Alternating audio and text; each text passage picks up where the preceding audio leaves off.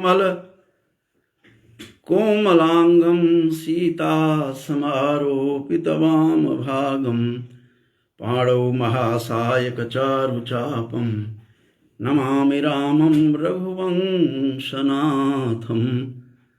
आज वाल्मीकि रामायण का जो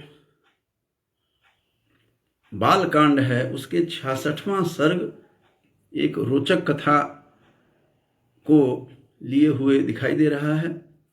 और यह 66वां सर्ग जो है बालकांड का, वाल्मीकि रामायण का, उसमें राजा जनक ने अपनी बेटी को वीर्य शुल्का से संबोधित किया है कि यह मेरी वीर्य शुल्का बेटी है, जो वीर अपनी वीरता से, अपनी शक्ति से इस शिव के धनुष को उठा लेगा, चढ़ा देगा, उसी को मैं अपनी बेटी सौंप दूंगा। इस प्रकार का उन्होंने प्रण लिया, इस प्रकार का उन्होंने संकल्प लिया। और जब संकल्प उन्होंने इस तरह का लिया तो उसी समय अपनी एक नई कहानी, यही कथा जो उन्होंने संकल्प लिया था, यह कथा राम, लक्ष्मण और विश्वामित्र को स्वयं जनक सुना रहे हैं अपनी जनकपुरी में, अपनी मिथिला में। जब विश्वामित्र वहाँ आते हैं तो विश्वामित्र जब वहाँ आते हैं तो रात्रि विश्राम किया, प्रातः काल ही अपना नित्य नियम से निवृत्त होकर के राजा जनक विश्वामित्र और लक्ष्मण के स्वागतार्थ सज्जीभूत हो जाते हैं। विश्वामित्र को सारी बातें सुनाते हैं। विश्वामित्र ने भी कहा कि हे राजन, हे राजर्षि जनक, आप कृपा करके आपका जो वह धनुष है, जो शैव धनुष है, शिव जी का धनुष है, जो उसकी कथा सुनाइए और हमें दिखा दीजिए। हम इन दोनों बालकों को दिखा करके फिर यहाँ से हम लोग अयोध्या लौटेंगे। तो उन्होंने, राजा जनक ने विश्वामित्र को धनुष दिखाने के लिए गए। विश्वामित्र जी के साथ उनके दोनों शिष्य राम और लखन थे और उन तीनों को कहानी सुना रहे हैं। कह रहे हैं, हे मुनिवर, यह जो शिव धनुष है, यह मेरे खानदान में जो निमि के जो सबसे ज्येष्ठ पुत्र थे, निमि के ज्येष्ठ पुत्र को ही यह प्राप्त हुआ इसकी रक्षा करने के लिए, इसको न्यास के रूप में, जिनका नाम देवरात था। जबकि भागवत में, भागवत के 9वें स्कंध के 13वें अध्याय में देवरात को सुकेतु का पुत्र माना गया है। तो जो भी है, ये निमि के ही वंशज हैं। जो देवरात थे उनके पास आया, यह कैसे आया, ये बड़ी रोचक कथा सुना रहे हैं राजा जनक विश्वामित्र और दोनों दाशरथी पुत्रों को। और कह रहे हैं कि एक समय की बात है कि दक्ष यज्ञ बधे पूर्वम धनुरायम्य वीर्यवान विध्वंसस्य त्रिदशान रोषात सलिलमिदमब्रवीत। यह खेल खेल में शिव जी ने धनुष को उठा लिया था। जबकि यह तब की बात है जब दक्ष जो थे प्रजापति, उसने जब यज्ञ किया, उस यज्ञ में देवताओं ने उनका वह भाग नहीं दिया जो शिव को चाहिए था, शिव का भाग नहीं दिया। शिव क्रोधित होते हैं, शिव क्रोधित, इतने क्रोधित होते हैं कि उनको शांत करना मुश्किल हो गया। सभी देवताओं को कहा कि हे देवगण, तुम लोगों का मैं अपने इस धनुष से, खेल खेल में उस धनुष को उठाया। और शिव ने कहा कि मैं तुम दोनों, सभी देवताओं का, तुम लोगों का मैं गर्दन काट दूंगा इस धनुष से। और इस बात से इतने क्रोधित थे, जबकि शंकर जो हैं, शम करोतीति शंकरः, जो शांत भाव के प्रतिमूर्ति हैं, भोला उनको कहा गया है, भोले भाले हैं, सहज जो वो शांत हो जाते हैं, सहज कृपा भी करते हैं। ऐसे पार्वती का जो पति है, जो गिरिराज कन्या जो पार्वती हैं, उनके पति इतने सहज हैं, लेकिन आज क्रोधांध हैं। सभी देवताओं को उनका हिस्सा नहीं मिलने के कारण देव कहते हैं कि स्वयं शिव कहते हैं कि हे देवताओं, मैं तो अपना भाग चाहता था, लेकिन दक्ष यज्ञ में मेरा भाग नहीं हुआ। इस कारण से मैं अत्यंत क्रोधित हूँ और वरांगानी महारहानी धनुषा शातयामी वह, मैं अपने धनुष से शातयामी, मैं काट दूंगा तुम लोगों के गर्दन को। इस प्रकार की बातें यहाँ कही गई है कि तुमने हमारा यस्मात् भागर्थिनो भागम ना कल्पयत में सुराह, हे देवताओं तुम लोगों ने मेरा भाग नहीं दिया। तो इस प्रकार की बातें सुना रहे हैं। फिर शांत होते हैं देवातिदेव महादेव शांत होते हैं और फिर शांत होने के बाद अपना धनुष देवताओं को सौंप देते हैं। जनक कहते हैं कि हे मुनिवर विश्वामित्र जी, यही वही जो धनुष शिव का था वो देवताओं के पास आया। देवताओं से फिर देवरात, जो हमारे निमि वंश के जो ज्येष्ठ पुत्र थे, ज्येष्ठ पुत्र कहा गया है, निमि वंश का ज्येष्ठ पुत्र देवरात इति ख्यातो निमेर ज्येष्ठो महीपति न्यासोयं तस्य भगवन हस्ते दत्तो महात्मनः।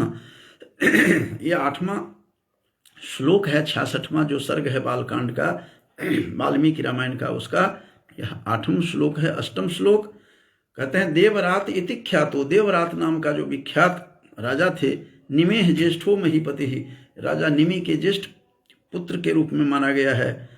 और न्यासोयं तस्य भगवन हस्ते दत्तो महात्मनः। इस प्रकार से यहाँ तो ये कहा गया है, लेकिन भागवत में सुकेतु का पुत्र देवरात कहा गया है। यह बात यहाँ स्पष्ट कर देना जरूरी है। तो यहाँ जो आज का मेरा प्रतिपाद्य है बंधुओं, ये प्रतिपाद्य है कि किस प्रकार से वीर्य शुल्का नाम से इस धनुष को के लिए कहा गया, सीता का नाम दिया कि यह वीर्य शुल्का है।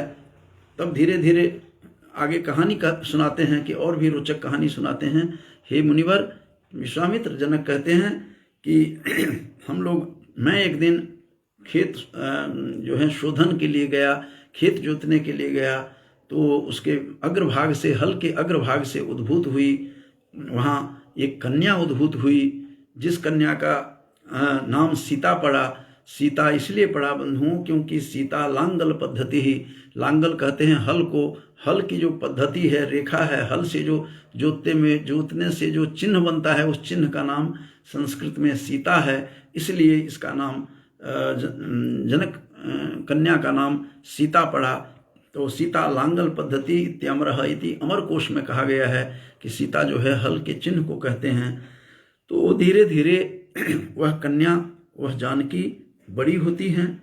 जब बड़ी होती हैं तो उन्होंने संकल्प लिया, जनक ने, जो मेरा आज का प्रतिपाद्य है, कि यह कन्या मेरे लिए वीर्य शुल्का होगी। जो वीर होगा इस संसार में, इस त्रिलोक में जो वीर होगा, वही मेरी बेटी को शुल्क के रूप में ले जाएगा, शुल्क के रूप में मैं प्रदान करूंगा। जो इस धनुष को चढ़ा देगा, उसको चढ़ाने के बाद मैं उस वीर को, उस वीर राजा को, उस वीर पुरुष को मैं अपनी कन्या प्रदान करूंगा। ये महान संकल्प लेता है। लेकिन हनुमान नाटक में एक श्लोक मिलता है, पहले ही सर्ग में, पहले ही अंक में। हनुमान नाटक का वो श्लोक बहुत अच्छा है, जो उसमें तो ये दिखाया हुआ है कि सीता मन ही मन सोच रही हैं कि ये राम को देख करके, राम का स्वरूप देख करके, राम का स्वरूप देख करके विह्वल हो जाती हैं, क्योंकि आखिर हों क्यों नहीं, वो दोनों एक ही हैं। वो अलग अलग पृथक हुए हैं, दोनों एक होने के लिए। तो राम को देख करके मन ही मन सोचते हैं कि हे पिताजी, ये कैसा संकल्प लिया आपने। तो कहते हैं, उस श्लोक आया है, नवम श्लोक है प्रथम अंक का, जो हनुमान नाटक में वो प्रसंग यहाँ बताना जरूरी है कि उसमें वो सीता कहती हैं कि द्रुत विलंबित छंद में है कि कमठ पृष्ठ कठोरमिदं धनु कमलमूर्तिरसौ रघुनन्दनः कथमधिज्यमनेन विधीयताम् अहहतात प्रणस्तव दारुणः। मेरे पिताजी यह श्लोक बताते थे, बाद में मुझे हनुमान नाटक में मिला, लेकिन पाठ भेद लेते हुए है। हनुमान नाटक में तो लिखा हुआ है कि अहहतात पणस्तव दारुण, प्रण के जगह पर पण, और पण माने धन पैसे, और पण का अर्थ प्रतिज्ञा भी है, संकल्प भी है। और कमठ पृष्ठ कठोर मिदम धनु के जगह पर है कमठ पृष्ठ कठोर मिदम धनु, कमल मूर्ति वहाँ पर जो है। तो लेकिन उस नाटक में वहाँ मधुर मूर्ति लिखा हुआ है, लेकिन कमल मूर्ति पाठ ज़्यादा सहज लगता है, क्योंकि कमल की कोमलता है और धनुष की जो है कमठ पृष्ठ की जो कठोरता है, तो कोमलता, राम की कोमलता कमल के समान है, तो नीरज के समान है, तो इसलिए वह पाठ ज़्यादा अच्छा लगता है जो मेरे पितृपाद सुनाया करते थे, जिसे मैंने सुनाया है। अस्तु, अब यहाँ पर उन्होंने संकल्प लिया, राम और लक्ष्मण को और विश्वामित्र तीनों को कहानी सुना रहे हैं, कि वृत्तांत सुना रहे हैं कि एक बार की बात है कि यह यज्ञ कहाँ से यह धनुष आया।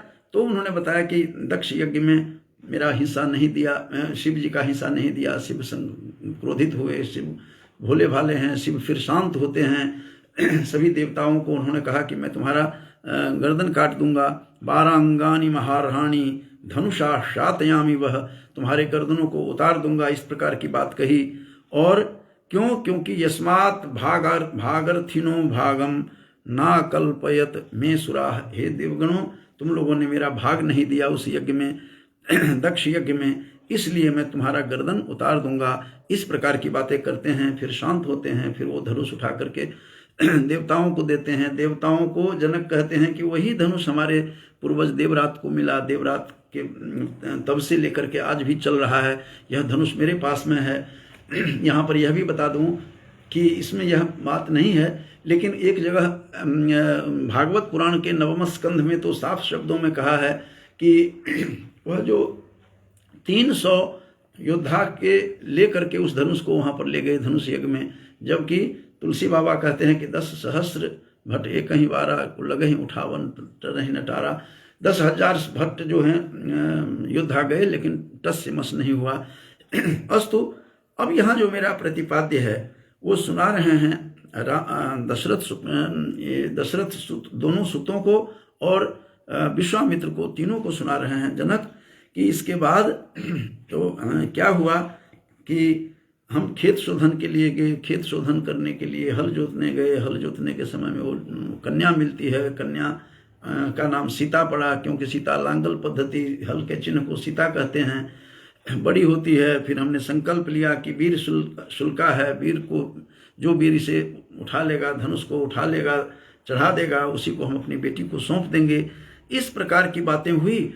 आगे कहते हैं, हे विश्वामित्र, हे मुनिवर, क्या बताऊं, मेरे साथ बड़ी पीड़ा हुई। बहुत सारे राजा आए मेरी घोषणा के बाद और उसको उठाने का प्रयास किया, टस से मस नहीं हुआ। और बहुत सारे राजा आए, सभी निराश होकर के चले गए, सभी हीन भावना से ग्रस्त हो गए। सब ने मिल करके सोचा कि जनक से बदला लिया जाए। तो मेरे से बदला लेने के लिए पूरी नगरी को, हमारी मिथिला नगरी को घेर लिया सभी राजाओं ने। 1 वर्ष तक वो युद्ध चलता रहा, चारों तरफ घेर लिया। कहते मेरी सैन्य शक्ति धीरे धीरे क्षीण पड़ती चली गई। वे लोग सारे राजा थे, हम अकेले थे, ये कहानी सुना रहे हैं। और अंत में मैं फिर मैंने तप के बल से देवताओं को प्रसन्न किया। देवताओं ने चतुरंगिनी सेना दी। चतुरंगिनी सेना फिर हमारी तैनात हुई और जा करके युद्ध किया। चतुरंगिनी सेना जो हमें देव से प्राप्त हुआ, देव प्राप्त, और उसने जा करके चतुरंगिनी सेना ने उसको दौड़ा दिया, दौड़ा करके भगाया। मंत्री समेत सभी राजा जो मेरी मिथिला को घेर करके रखे हुए थे, जबरदस्ती उठा करके सीता को ले जाना चाहते थे, और कमज़ोर थे, और इतने कमज़ोर थे कि निराश हो गए, उठ नहीं पाया।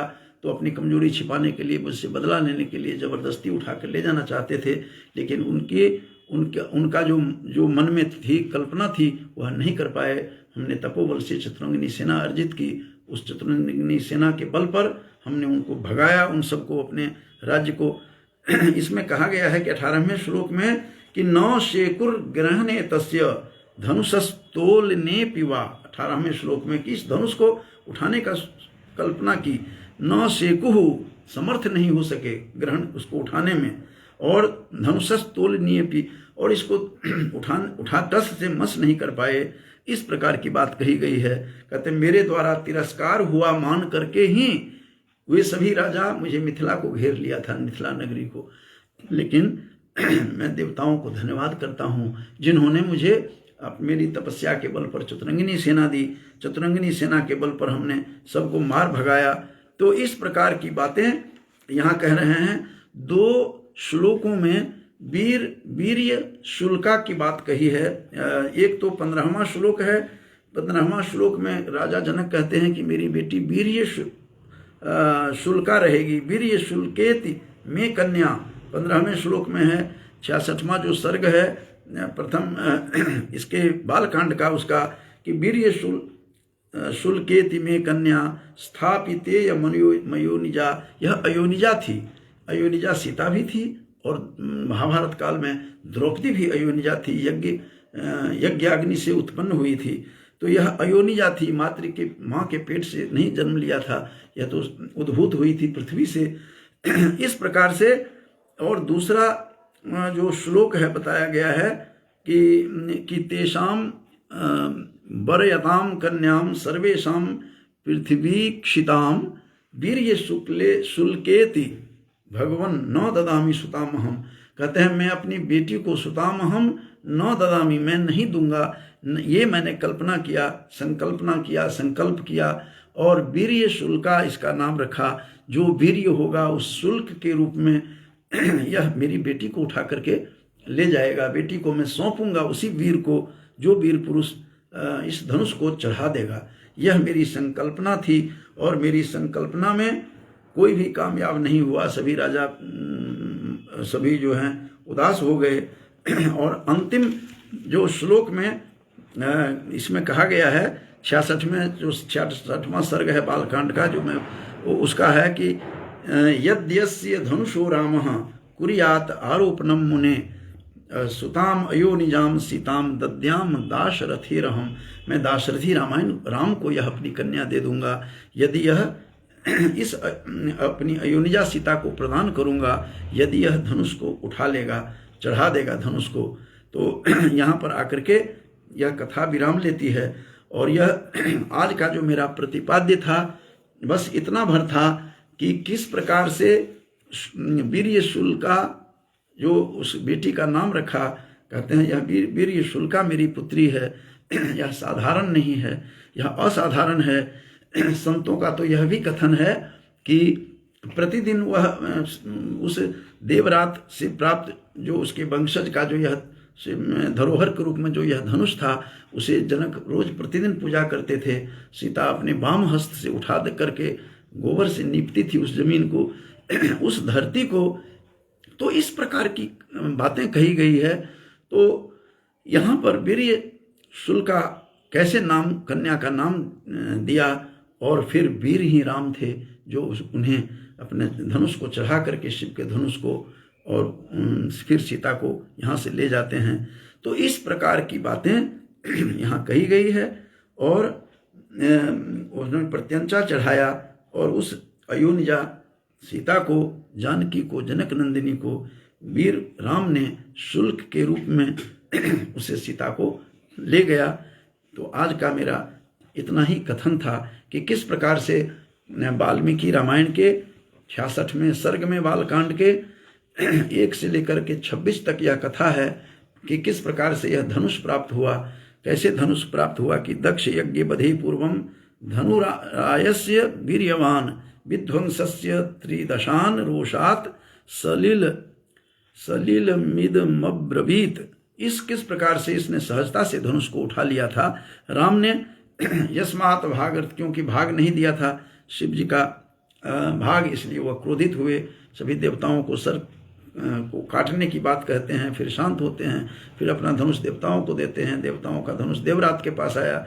देवरात के उस धनुष को रक्षा करते हुए राजा जनक ने, जो शिरध्वज थे राजा जनक, तो शिरध्वज ने अपनी बेटी का के लिए संकल्प किया कि वीर्य शुल्का यह रहेगी, जो उठा लेगा धनुष को उसी के साथ में अपनी कन्या दूंगा। तो राम विराम लेती है। बहुत बहुत धन्यवाद।